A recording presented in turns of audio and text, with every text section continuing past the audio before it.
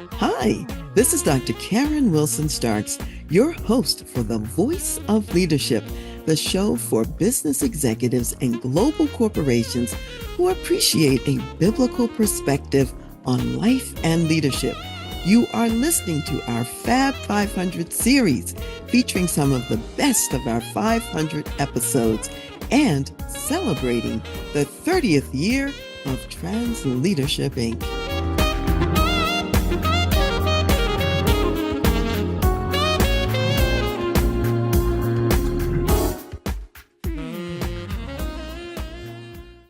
Today's show is for both entrepreneurial and corporate executives as we unpack the ins and outs of business exits, what to do, how to prepare, what not to do, and the pitfalls.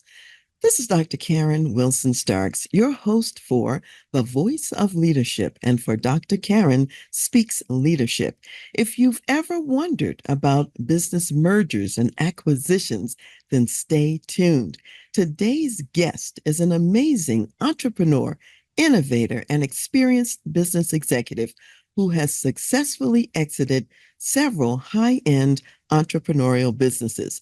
Today, we get firsthand information from someone whose strategies, advice, and counsel have also been successfully implemented by other business executives.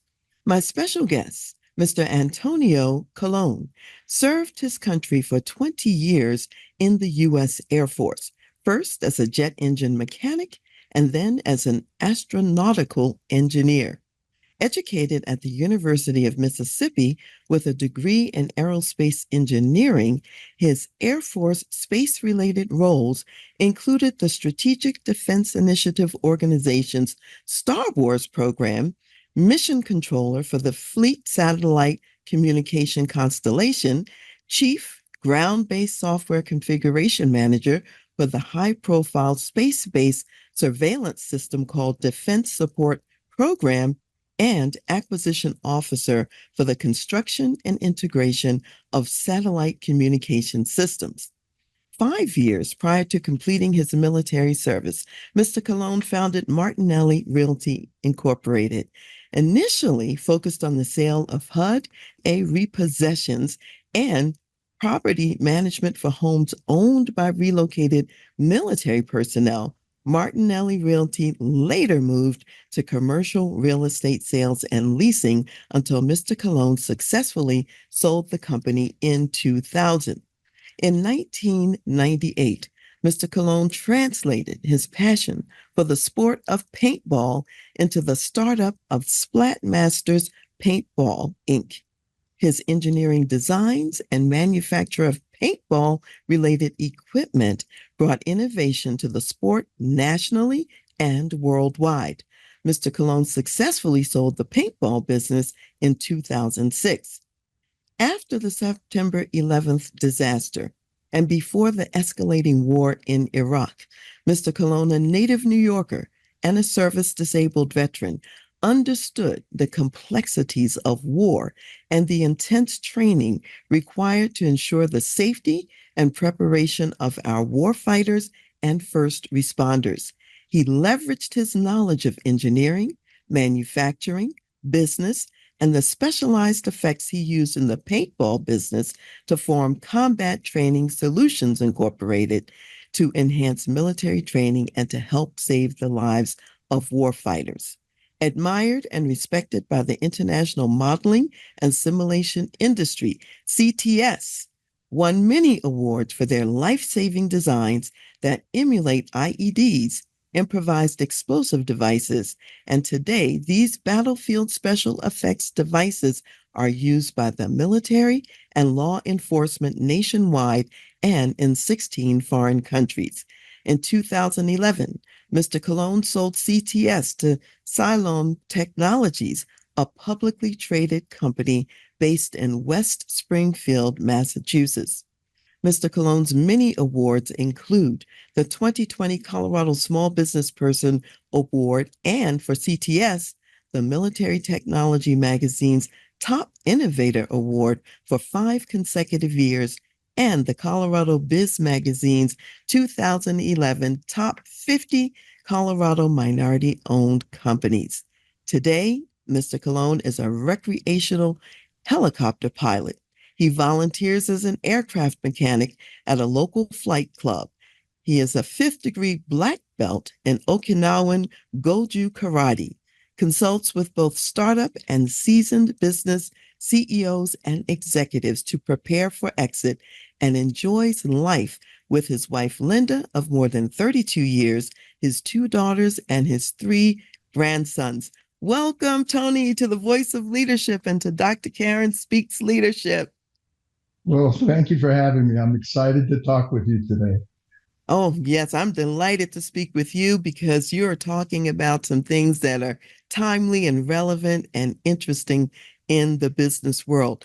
So before we just launch in and talk about the business exits and acquisitions, Tony, I want to ask you a little bit more about your career because in your case, you've managed to merge a lot of interesting skills and interests from entrepreneurial business to engineering, technology, aerospace, the military, and so much more. So, how did you get into all of these fields and end up pursuing this career with both the military and entrepreneurship? Well, I have to thank my father for that. He used to say, there's a saying that I really dislike: Jack of all trades, master of none. And he challenged me. He says, you be Jack of all trades and master at least one. So I took that to heart. And he said that to me when I was 14 years old. And at that age, I started learning car mechanics. I was an accomplished mechanic by the age of 15. And I could do anything from paint it to tear the thing apart and build it up again. So I found that I had an inclination towards engineering, towards design, how things work. And I've always had that kind of propensity. When I was even younger, I saw the landing on the moon and I said, I'm going to be an astronaut. So I kept that in mind. And in high school, I went to the Civil Air Patrol and I started learning about aircraft and what lift and drag is and spacecraft, what rocketry is. And I took that as a hobby. And then I decided, okay, I can't afford college and I didn't know about loans. Nobody in my family has ever been to college. So I enlisted, became a jet engine mechanic. And after a couple of years of that, I said, I can fix these. I'd rather design them. So the Air Force sent me to college to finish my aerospace engineering degree under a program called Airman's Education and Commissioning Program with the Air Force Institute of Technology. And that's how I ended up first at the University of Florida in Gainesville and then at Mississippi State, where I finished my degree. Then the shuttle blew up. So when the Challenger blew, they closed the schools, and Flight Test Engineering School in Arizona was closed. And they said, Colon, you're going to Colorado, and you're going to close the space shuttle simulator there. My first engineering project in the Air Force was actually destroying my dream. I did that, as you mentioned before. I worked the Star Wars program, one of many programs that I had been involved with. It just ends up that I have a propensity for doing different things. And in engineering, you're taught not everything about math and physics and everything. You don't know everything. You just know where to find the answers.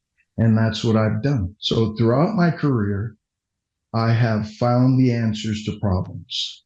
I'm a troubleshooter.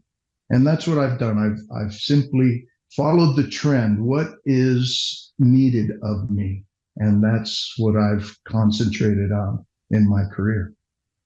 What an amazing history. And thank you for sharing that backstory with us because I think that's quite compelling. And it really relates to what we're going to be talking about today because We're looking for some answers on this subject of business exits, and there are all kinds of problems to troubleshoot in that as well. So let me ask you about one. You have started and sold at least three businesses. So what have you found that prospective business owners fail to do when starting a business or creating a business plan? Oh, that's easy. Time and time again, I come across business owners that simply have not even thought about the exit. They simply haven't planned about the exit, not even placing it in their business plan. Where is my exit? That's the short answer. Well, let me follow up on that. So, first of all, when should they start thinking about the exit? And how would they build the business with the exit in mind? Bottom line, day one, the thought that you have to start a business, you should be knowing when, how long you want to do that business, when you're going to exit comes up as a result of that thought. The first thing you do is say, let's have a little example. I'm going to start a restaurant and I want to sell mama's pastries that she's always made and everybody will love it. How's that? The next thing out of your mouth should be, how long am I going to do that? And that's how soon. That's how soon. It should be the very, very beginning of your conversation to yourself and to others and investors about how long this is going to go on. How do you intend to make investors money? They only make money usually when you exit, if you actually take money from investors, venture capitalists, and such. So, what if a person is running a business and they don't need venture capital money or whatever, and they don't have investors? My guess is they probably still need an exit plan. So, what are some of the components of an appropriate exit plan? Most assuredly, they do need an exit plan. A lot of them are thinking, well, this is a family business, so I'm going to leave it to my children and hopefully my child will take over. Well, you actually sell the business to your child.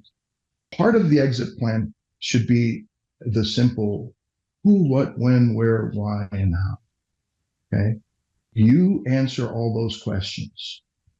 What is the business about? When is the business going to get to the point where I can sell it?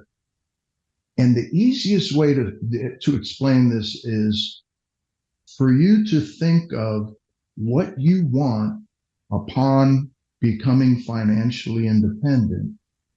What kind of financial security do you want? So annually, I want to make $500,000 passively after I sell. That $500,000 means that you must build a business of, let's say you make 5% per million. Well, that means you have to make $50,000 per million to get to 500,000. That's 10 times 50. You need a $10 million business. You need to sell it for $10 million. So if you're going to build that pastry business, you better build a $10 million pastry business before you sell. And you determine how long that's going to take you. There are other factors to that, but those are the basics. Well, it sounds like there's a lot of forethought that has to go into this situation, a lot of numbers you have to think about and you have to project and you have to run in your mind and on paper in order to figure this out, which is great because a lot of people aren't thinking about that at the outset of the business.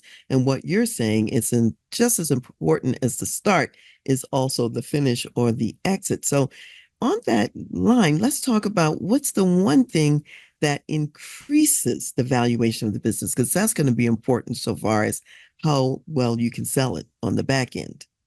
The main thing that will increase the valuation of the business is documenting everything about it. How it is that you bring in revenue, all the way to the very minutia. And the reason I say that, a lot of business owners would say, well, Tony, that's a a large endeavor. And I'd tell them, well, when you decide on exiting your M&A company, and recognize that M&A companies, they deal with companies that have a revenue of 5 million and above. Business brokers typically sell businesses that are less valued than that. But this applies for all businesses. When you decide on selling your business, you have to create a book, and a book that everyone sees and reads. And the more detailed that book is, the more value the buyer will give to your business. You're going to have to do it sometime. And the worst time to do it is when you make that decision to exit. Yeah, it's a lot of work at that point. Whereas if you're doing it all along and as you go along, then it's easier because you've been capturing that information.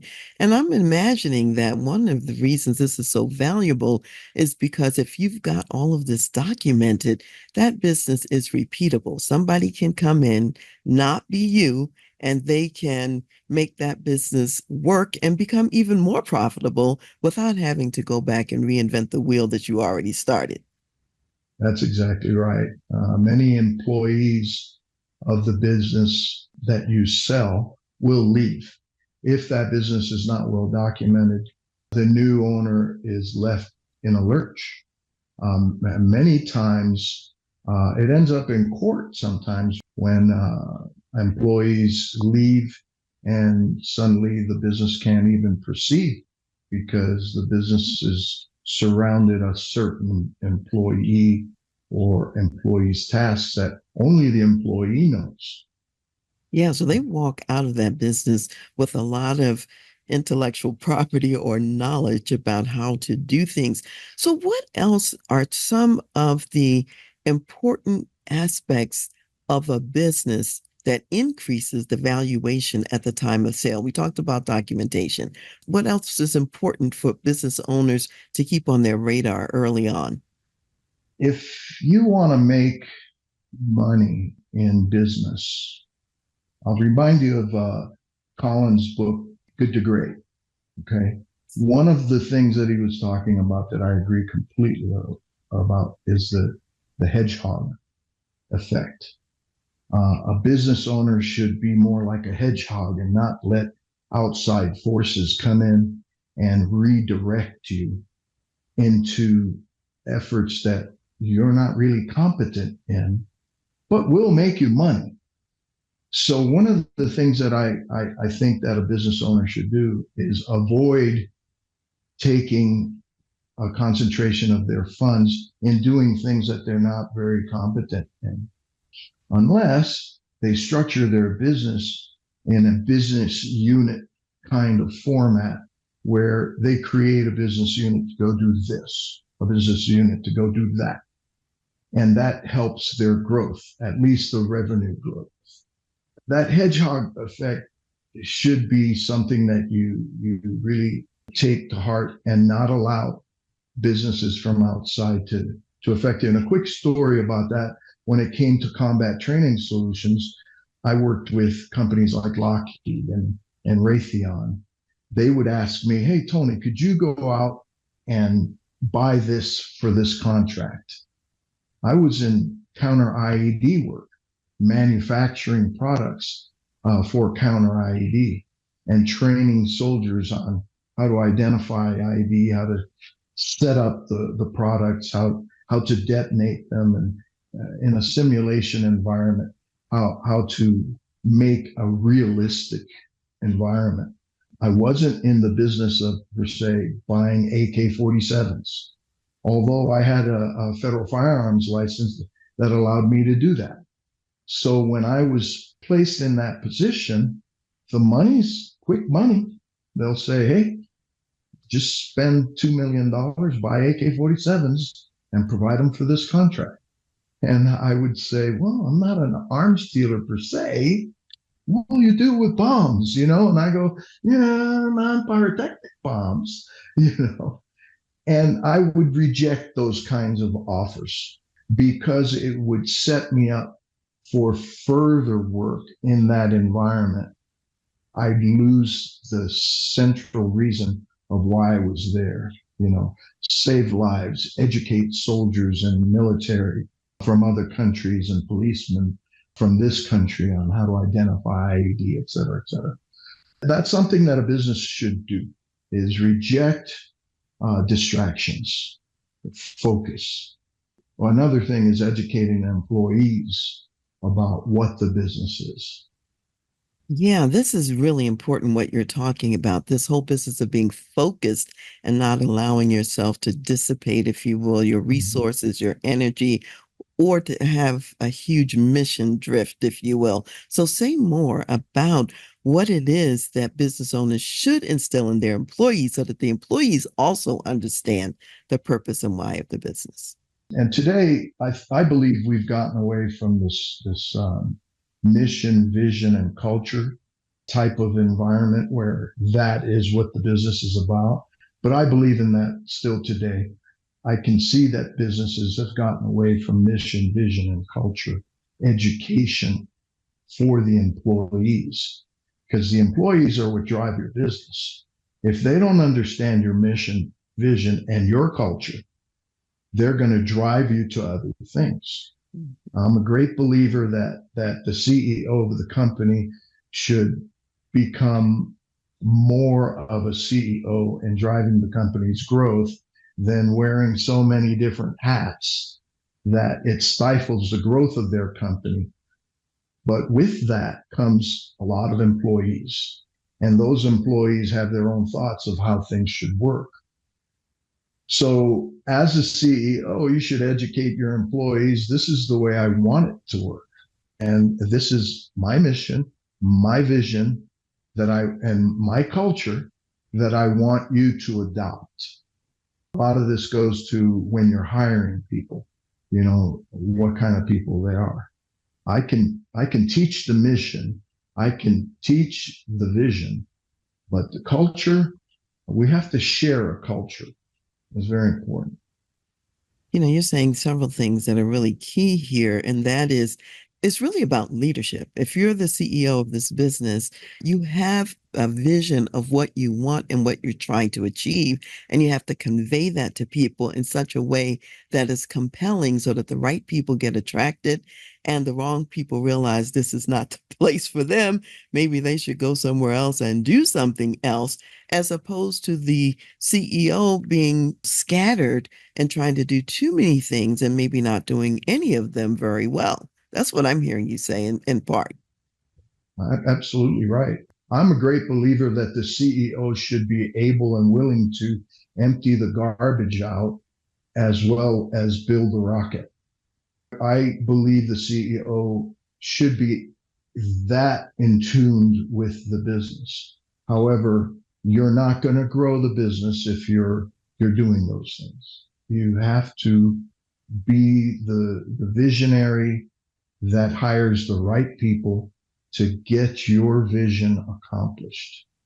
That's why one of my greatest heroes, Elon Musk, the Tony Stark of our era, because he's that kind of guy. He will get down and dirty, do the work of building things as well as sit back and grow a business by being a good CEO. You've been alluding to the fact that very often, even though a CEO should have the mindset that they could empty the trash and do all these other things and build whatever, that indeed they really shouldn't be doing all of these tasks. They should be hiring Right. other people. And yet, a lot of entrepreneurs, as you've been implying, they get stuck, wearing too many hats, being chief cook and bottle washer and so on and so forth. How does that happen? What prevents them from bringing in the right people to serve in all these roles? Great question. Ego is the first thing that comes to mind. You can't do it as well as I can. I don't know how to convey to you how important this is. Therefore, I'll do it. I don't want to pay for it. That happens. I don't think I can handle building someone else's career, being responsible for other people.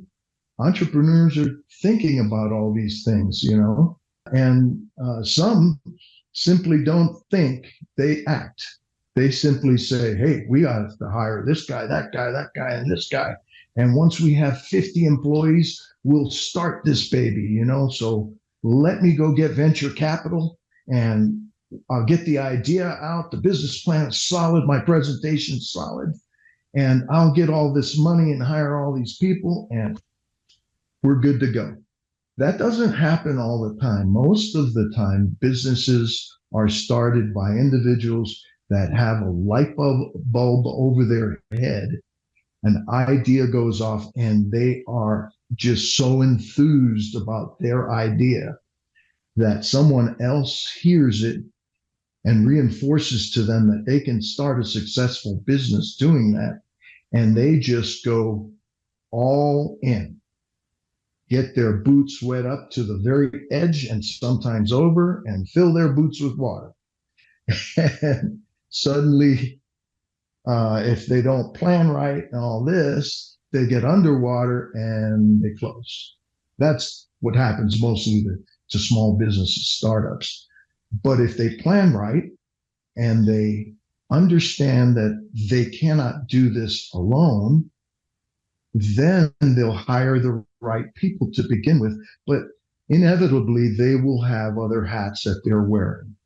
Today's environment is very good because you can use the internet to help you in every way. Anything from accounting to bookkeeping to human resource and all that. It's easier, but the lack of education of a prospective owner, the lack of good consultation, that is what keeps businesses from becoming successful from day one. Yes, and I have this sense that many businesses are, as they grow and they're gaining more revenue along the way, they are making decisions about who else to add, what kinds of employees they need, and so on.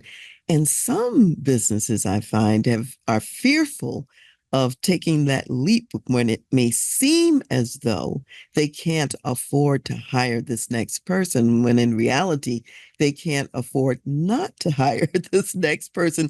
So when you think about it, think about, you're the trapeze star and you're flying through the air, and for a couple minutes there, you're flying without any anchoring before you grab the next rung. So what would you share with entrepreneurs about how to navigate that space in there where you're flying out there and you don't know what's going to happen?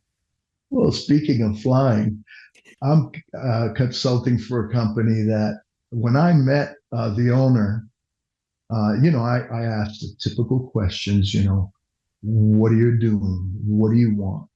Where do you want to go with this? What's your true desire? And I let them talk. And then one of those questions ends up being, what's your revenue? I get an answer with this one owner. I have a $2 million revenue. I've been in business for 18 months. Everything's looking rosy. I have assets. I then ask him, what do you need me for? And he says, I have people telling me that I'm doing it the wrong way. And he listened to those people. And he reached out to me and I went to him and I said, yeah, you're doing it the wrong way. And how wrong am I? You're so wrong that if your door is closed tomorrow, it doesn't surprise me. So after I learned a bit about his business, I come to find out that literally the guy had 20 hats on. If you had a pictorial and made a cartoon about this, he'd have a hat, said accountant, lawyer, bookkeeper, garbage owner, the janitor, and et cetera, et cetera, et cetera. And these hats are just weighing his head down. He can't think straight. But the business that he's doing is so good and so highly sought after that he can make money at it. The problem is, can I continue to make money at it? Can I build a credible business that someone else will look in and say, hey, I want that? So then you can sell it and become financially independent. And after becoming financially independent, doing whatever it is that you want to do, inclusive of starting the very same kind of business. and competing against the guy that you sold the business to. That's the kind of thing you have to keep in mind. That's what I come across a lot. Hi, this is Dr. Karen, dropping into today's show to remind you that one of the most important roles of an executive leader is to quickly make big and right decisions for the business. Are you looking for an experienced and trusted advisor to come alongside you as a thinking partner as you make those decisions? Then contact me at Dr. Dr. Karen, Karen, at transleadership.com. Now, back to the show. Okay, so this hampers businesses from growing and being successful, increases the likelihood that they may have to close their doors prematurely if that CEO, founder, owner person is wearing so many hats. So let's talk a little bit about the attracting and recruiting and developing of key people for the business, because I know you have some perspectives on that. Because when an acquirer is coming into the picture, they want a company that's got some good people, because that's all part of the value. So how would you advise companies to get those best people, develop and retain them? I'm a great believer in organic, grow people from within the company. Having said that, at the beginning, you have to hire right. So, what's hiring right? I believe culture is everything. If the person shares your culture, then you can teach. But I can't have a business with a bunch of beginners and be successful. I need experienced people. So while there will be experienced people coming to you, the optimum employee candidate is one that shares your culture and that you really like right off the bat. That isn't plastic, that is malleable, that can be molded, but has the credentials and the experience. Many times we have to hire people that we don't like, but are really good at what they do. The problem with that, or the thing you have to do with that kind of hire, is you have to expect that they'll be gone within a couple of years. So you put a dead date on that and you hire behind that. It's an asset management kind of attitude that you have to have as a CEO. And the people that hire for you, if you're large enough to have somebody do the hiring for you, they have to understand that sometimes you have to bring expertise in for a period of time because they're only going to be around for a short amount of time. And the younger they are, the more that's true because they're upward mobile and they want to gain experience as well as fodder for the next higher paying job. So you have your work cut out for you continuously in hiring a ladder of people. And while I like hiring people that I can grow from within the company, reality is that you're going to have to hire the experience, and that experience has a clock. And you better know what that clock is and hire behind that. Okay, so you don't have these key holes in your business. You know, key people, I call them key holes in the ground because if they're gone, it's terrible. And if I may, I'll give you a quick story of one of my clients that did not take my advice. He received an offer. He wasn't even on the market. He received an offer for $10 million on his business, which he turned down, unbeknownst to me. He tells me this. And after he's done it, I asked him, why'd you do that? He says, well, they have no experience in our type of business. And what did I say? They don't need to know anything about your business. They're buying that. That is what they're buying. He says, I have to secure the future of my employees. And I said, your employee will give you a 2 weeks notice and leave you after you training them for 2 years. You don't secure employees' future. You build a business the best way you can with love and heart and passion, a lot of organization, and you sell it for your financial independence. Yes, you want to build careers. Yes, you want people to be happy. Yes, you want them to have 401ks. Yes, you want them to be financially independent as well. But when you sell your business, it's all about you, baby. If you do not think that, you're going to fail. Well, he turned this business owner down and he closed 4 years later. Biggest criticism about the construction of his business, it was one key employee. If that key employee left, he'd have no business. Most of his revenue would be gone. Mm. And it would not be worth what he thought it was worth. You see? And guess what happened? That key employee left and he was treated very well. Good pay, had the run of the place. Heck, I thought he was a CEO at first, but that person left and there goes his business. 4 years later, closed his doors. This is really an important cautionary tale that you're sharing right now, because as the CEO of a business, you are thinking of a much broader and wider system than any one person. And this laddering effect that you're talking about, it's like the whole notion of not putting all of your eggs in one basket.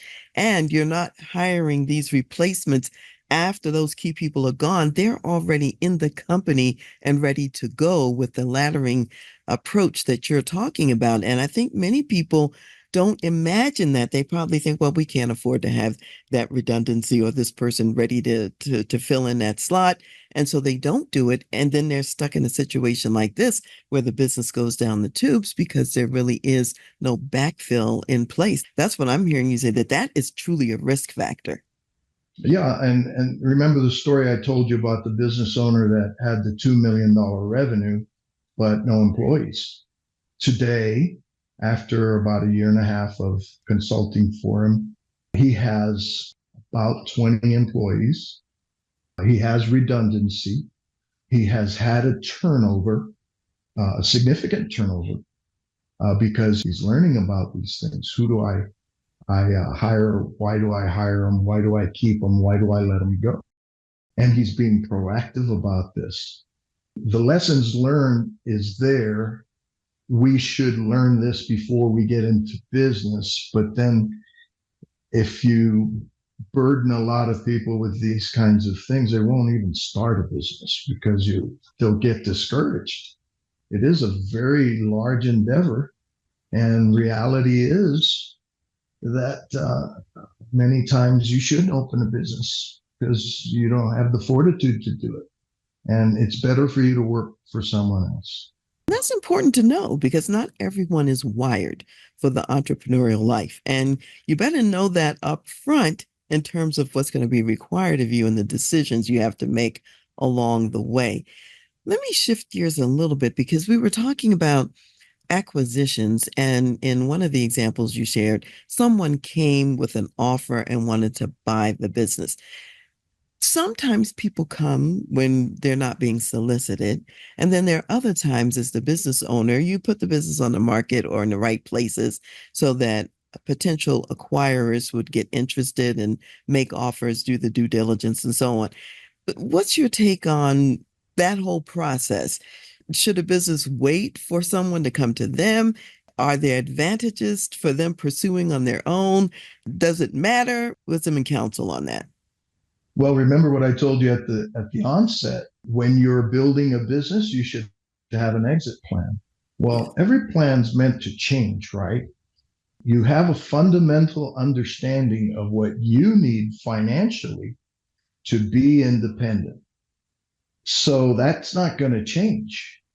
However, if a buyer comes around that's going to meet those requirements, go for it. Because you know what it is that you want. That's why, remember the hedgehog effect? Mhm. If someone came into my business and said, hey, I know you sell simulation equipment and you do training, but I want you to make a movie and you're going to yield this much money out of the movie and it's guaranteed. Well, I'm going to go do the movie because it meets my financial goals. There's a lot of emotion wrapped around businesses and all that. And I love that. I love businesses. I get passionate about business. Doesn't matter what kind of business. Someone asks me, look into my business and tell me what's what. I get really passionate about it.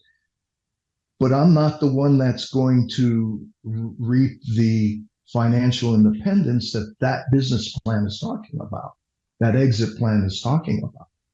It's that guy, that other guy, the owner. I can get real passionate, but I don't have the consequence. That owner has the consequence. So he better figure that what he put on that paper said, hey, this is what I want when I retire. This is the kind of money I want. This is the kind of life I want. And it's all about financial independence. So you can do what really helps society, helps your family, helps you gain a longer life because business will take life away from you unless you run it really well. And this is where passion comes in because passion in a business affords you good health. It affords you happiness, you know, but the financial worries take life away. So I want to build an M&A team that early on knows who I am, what I am, and where I'm going, and watches from afar, you see. And Tony's going to be here in 5 years, you see. So how about getting to be proactive rather than reactive? So I'm all for building an M&A team, transition attorneys, CPAs that know what they're doing in transition and give them the business, the continual business, you know, but they're CPAs that understand transitions, you see. And I'm all for doing that early on. So they watch and know what your business is doing. So when these opportunities arise, they're ready to jump on and analyze it for you and give you that advice, whether you should do it or not. This is really important what you're saying because it's all about the financial independence and the financial numbers at the end of the day. And you can't allow yourself to get hijacked by some of these side concerns, as you're saying. So ideally, you have others looking out for the acquirer because they know what your metrics are, they know what your objectives and goals are. They're intimately involved with the company. They know when you're likely to hit that target and when you're ready to sell. Yet, if someone does come and they want to pay what you're looking for, then go for it. It's a win-win either way. So now let's say whichever way that this acquisition happens, whether completely by plan or somebody comes along, now that it's a done deal, so to speak, the transaction's gone through, how do you inform the existing company? What are some best practices there for informing the employees about what's going down? My belief that you should not inform employees until the deal is done. Mhm. And that has a caveat in that there are certain key employees that have a profit share, for instance, that you need to remain with the company for a period of time at least. Those people may and should be informed to help you with the analysis, to help you with the sale. So you said your example was that it's a done deal, the transaction's happening. If the sale is already done, Mm-hmm. you would hope that those key employees are informed a bit so they don't up and leave before you complete the sale. Every M&A deal dies 5 times before it closes. That's one of Yes. those monikers, 5 times it's going to fail. Somebody's going to say, oh, forget it. I'm not buying it. Oh, forget it. I'm not going to sell it to him, so You can expect that kind of stress, right? Every deal takes a couple of years to sell. It doesn't happen like that. But my belief is that for the general populace of the employee base, they are informed. I was just informed by my son-in-law that his business, Cheney Brothers, was bought by PFGC as Performance Food Group, and they knew on Wednesday. I just looked them up. I didn't know who Performance Food Group is. I know who Cheney is, and they're a private company. And he was surprised. And he's an executive in the business. He found out How, after the fact or just before it went down? after the fact. Just after the After fact. the fact. Yeah. Okay. As soon as Wall Street knew, he knew. And the stock went up yesterday about, it was 63 and a half and closed at 74 something in one day. So I looked at it and I go, well, that's pretty neat. The employee finds out, the executive finds out after, and he now makes a decision. Do I really want to work for this company or not? He says, nothing's going to change. I still do my work. It's just the owners that took their money and left. That's what you want. You want the employee saying, oh, that's nice for the owners. Great. My job's secure, you know. So I would imagine that it's important to, in this announcement, to talk about those kind of factors, what's remaining the same, what isn't, or anything that they might be interested in, because it will affect the employees' decisions about whether they stay or go and so on and so forth. Yeah, my personal experience has been with Combat Training Solutions anyway. None of the factory employees in Georgia wanted to leave. The factory was being moved to Massachusetts. So what I did was I took the key employees that knew the operation and made them a sweet deal. And they went to Massachusetts for a while and put everything in place, assembly lines in place, and all that knowledge was transferred to the new folks in Massachusetts, and they took over. But none of the employees felt bad. None of the employees for Combat Training Solutions felt bad. They felt it was something, just a normal progression in Combat Training Solutions life. And they would have loved to be part of it. We were one of the highest paid employers in the area, and they had plenty of work to do around their home environment. So I didn't get not one saying that it was a bad thing for them. So my experience was a good one. And I did not advise them that we were selling the business at that time, but I had told them all throughout that time in different conversations and briefings.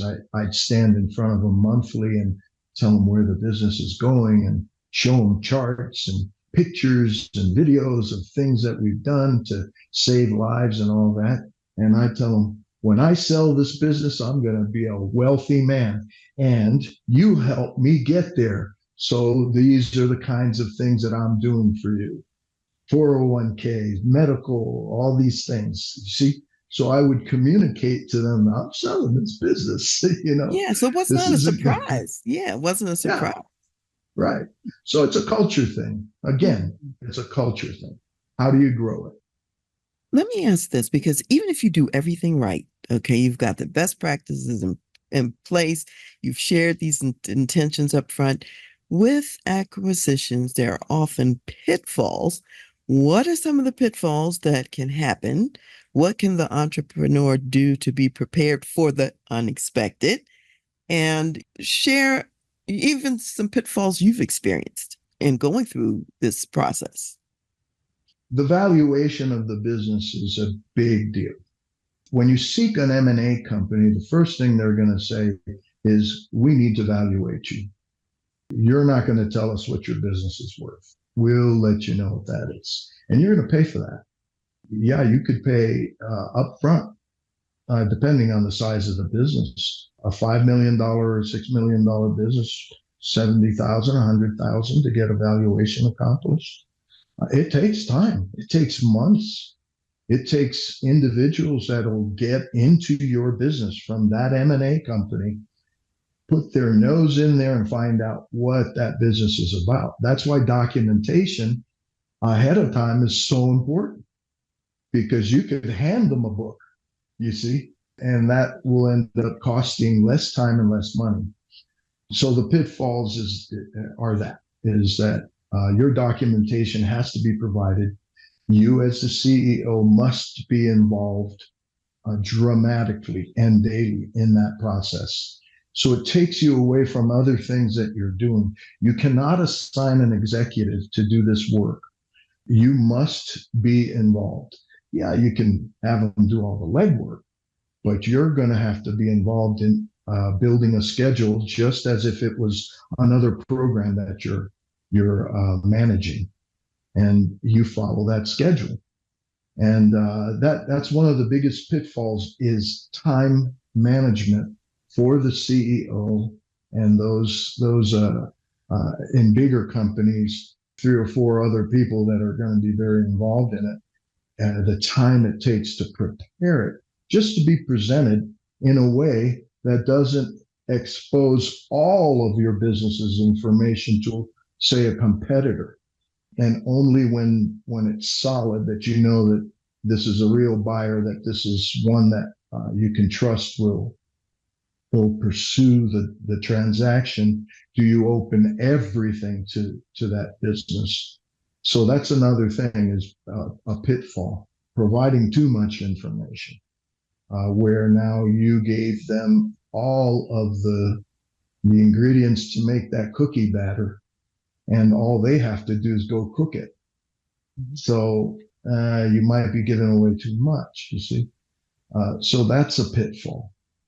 Then personalities get in the way. That's why I like building a team way ahead of time. Know who your attorney is going to be. They know you.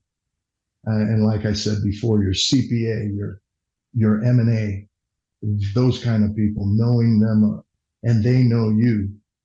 So they won't recommend opportunities that really don't fit you and stretch what you're about and where you're going with the business and how much and all of that, you know. Building a team, the strain that it takes to build a good team. It's worth it sounds like, because the price you might pay by not having a good team in so many ways is problematic. It really is worth it to do the work necessary to build a good team. Let me ask a couple other things here, because we're sort of winding down to a close. I could talk to you for a whole nother hour. When you are talking to CEOs today and others who you're consulting and they're benefiting from your expertise, what are some of the most common challenges and problems that are emerging today in businesses that are trying to go through this exit process, maybe even different than what you experienced, maybe even something that you're seeing more or less of because of the times that we're in? One of the things that strikes me, it's dumbfounding sometimes, is that business owners aren't well educated about finance. And it's just that way. It's dumbfounding. 99% of the business owners I've talked to and been involved with don't know what EBITDA is. Earnings before interest, taxation, deductions, and amortization.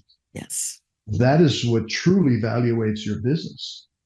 If you do not know that, how are you going to build a business that increases your EBITDA to meet the needs that you have of that $500,000 that you want a year in income passively after you sell your business? How? I spend a lot of time educating them about that. And that doesn't take a long time, but what does is, why do you pay your wife 3 times what a normal bookkeeper be paid? And, oh, well, that's a way to get money out of the business. Oh, okay. But guess what you're going to do when you evaluate your business? You're going to reverse that. So your EBITDA goes up. Okay. So it's okay that you're doing that. You're the boss. You can pay whomever, whatever you want. But we now need to reverse that and have wages, common wages, okay, and not have those familial hits, to your EBITDA, and that will help your valuation.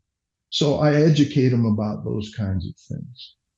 That's striking to me, that ignorance of finances. For instance, let's say you have a business worth $10 million and it brings in a revenue of about $30 million.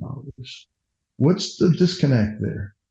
Well, why is my business only worth 10 million if my revenue is 30? Well, what's your EBITDA? How much of that do you keep? So is your EBITDA 0.3 or 0.5 or 1? That's the kind of education that you get. And you should pursue that all the time. And if you know that, you know whether you're going to get into more business, whether you're doing well or you're not doing well. It's not about revenue. It's not all about revenue. It's about EBITDA. Okay, so there's a science to it, and people need to learn what that is, including the financial education along the way. So, how can people reach you, Tony, to maybe they want to consult with you and they're thinking about their exit at the beginning or near the end? Well, I love to help. All they have to do is call or email me at tc@colonfam.com. So it's TC, Tony Colon, at my last name, COLON, and FAM.com. Thank you.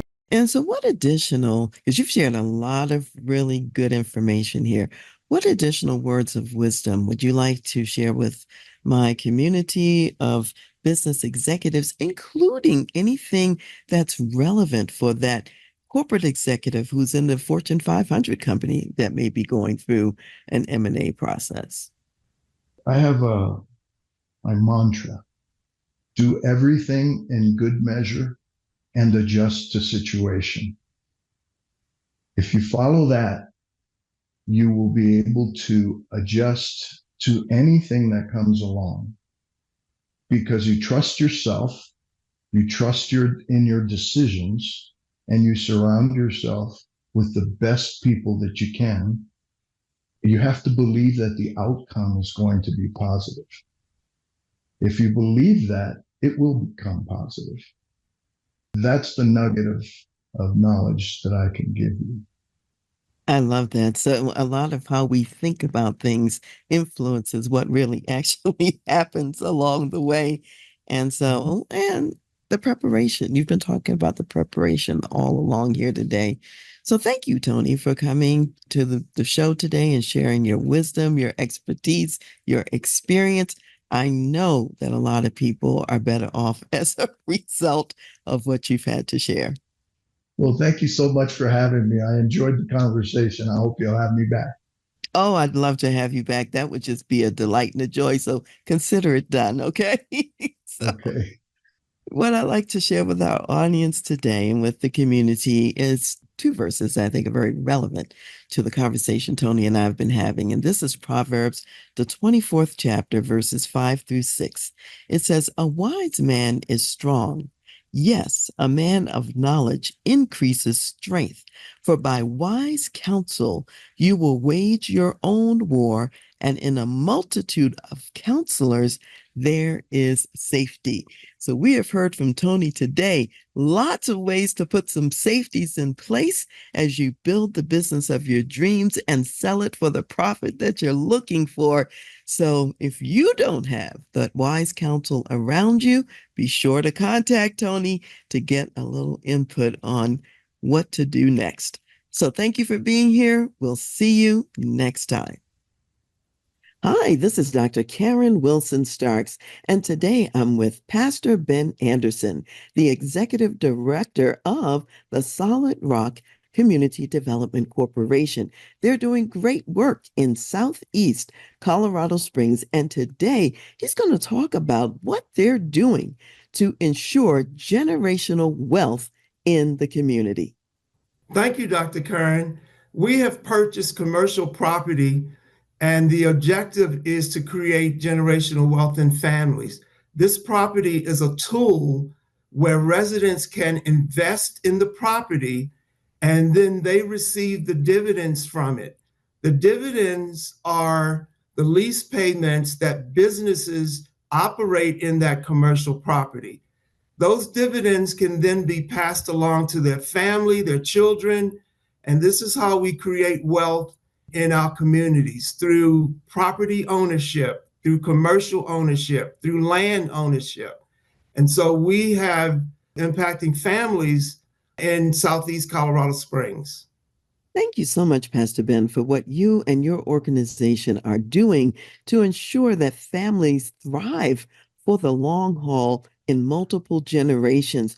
And it's also a passive income stream. Isn't that phenomenal? So you out there listening today, if you'd like to contribute to this great effort, please go to solidrockcdc.com. That's solidrockcdc.com. Thank you for listening to The Voice of Leadership with me, Dr. Karen Wilson Starks. I am also your concierge executive leadership advisor for when you need to make tough business decisions, lead change, create a positive and profitable company culture, develop an enterprise-focused executive team, or prepare for leadership transition and succession. Contact me at Dr. Karen, at transleadership.com. Also go to my website, www.transleadership.com, for more leadership resources. I want to give special thanks to Ron McMillan, gospel jazz saxophonist, National Billboard recording artist, also known as Mr. Sirius XM, for allowing us to use his gifted music on our show, and to Chad Barr of the Chad Barr Group for serving as our show producer. Thank you for joining me today, and I'll see you next time.